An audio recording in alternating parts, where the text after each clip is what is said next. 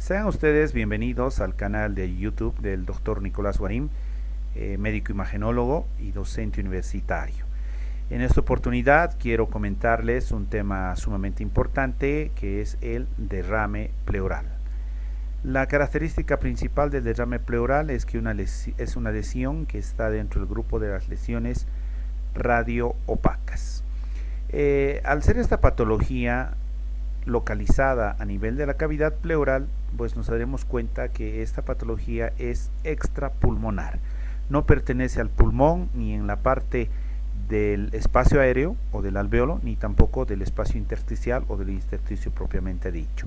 Está localizada en la cavidad pleural y se conoce con el nombre de derrame pleural a la presencia de líquido, sea cual fuese su componente, localizado en cavidad pleural. Existen algunos mecanismos fisiopatológicos que intervienen para la formación o para la acumulación de líquido.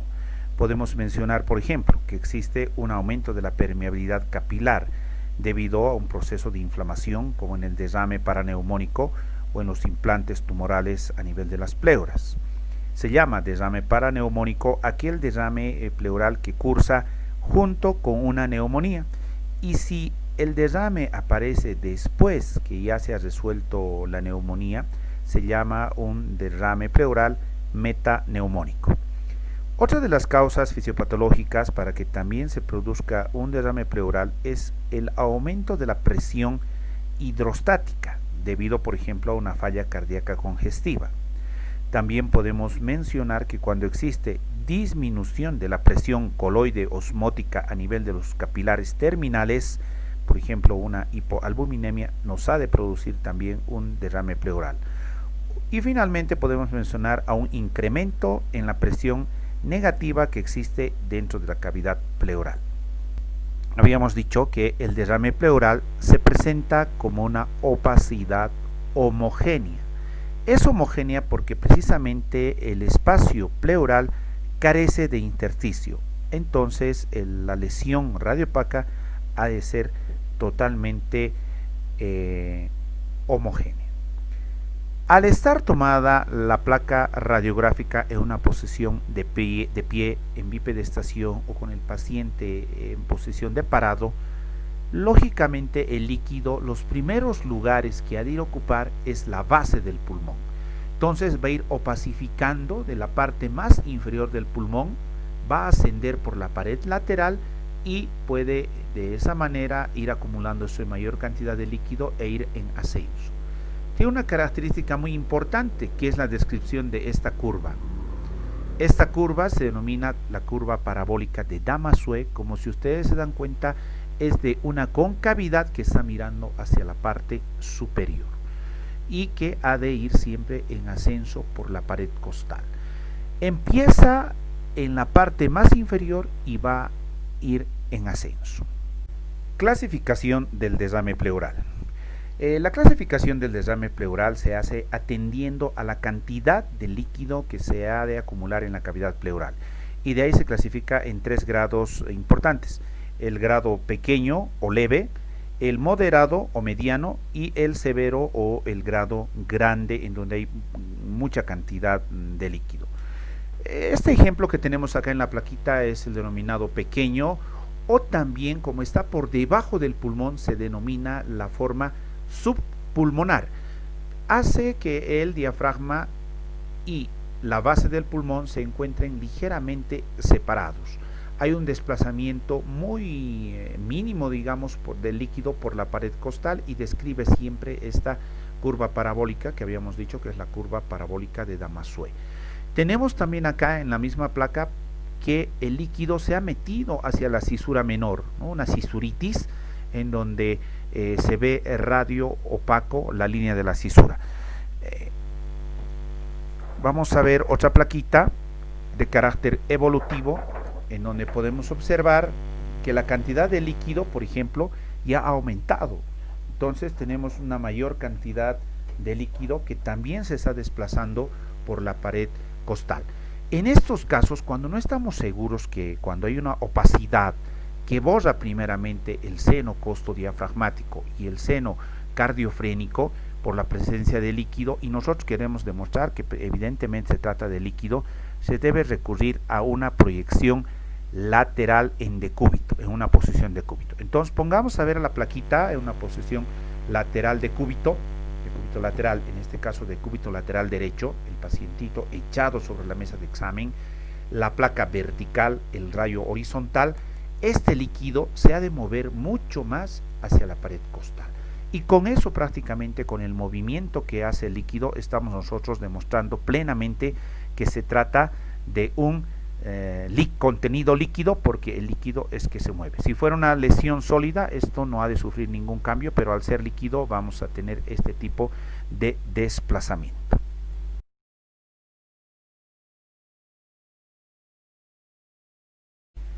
De acuerdo a la clasificación, el segundo grado sería el grado mediano o moderado, tal como vemos aquí en la plaquita.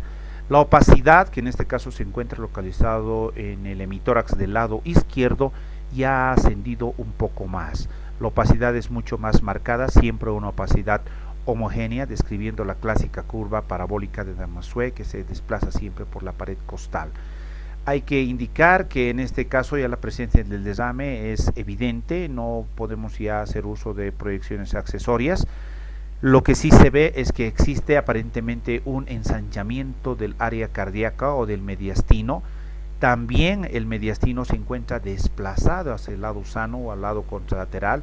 El diafragma se encuentra descendido y los espacios intercostales, haciendo la comparación entre el lado sano y el lado enfermo, se encuentran más entreabiertos que en el lado sano. En el lado patológico los espacios intercostales se han de encontrar mucho más abiertos.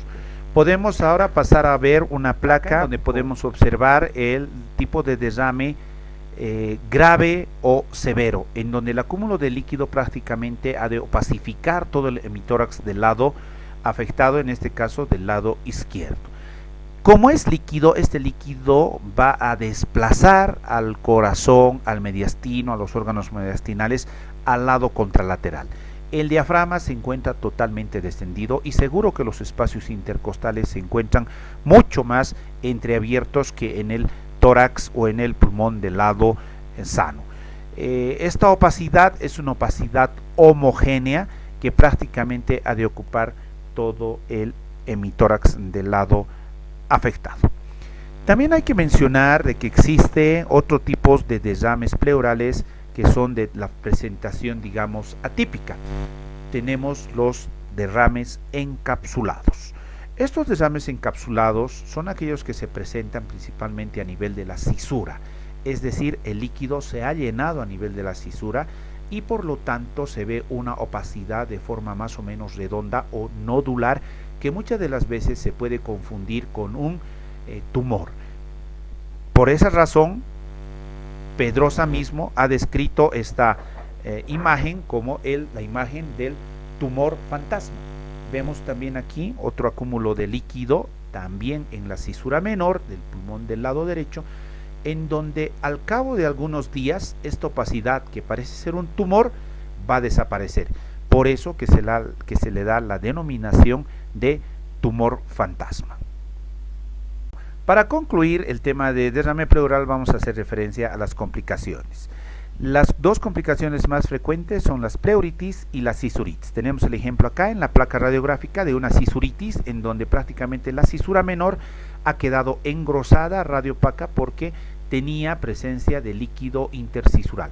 Y la pleuritis, que como ya habíamos visto también en neumonía, es el engrosamiento que se ha de observar en la zona donde ha quedado el líquido y posteriormente ha sido reabsorbido.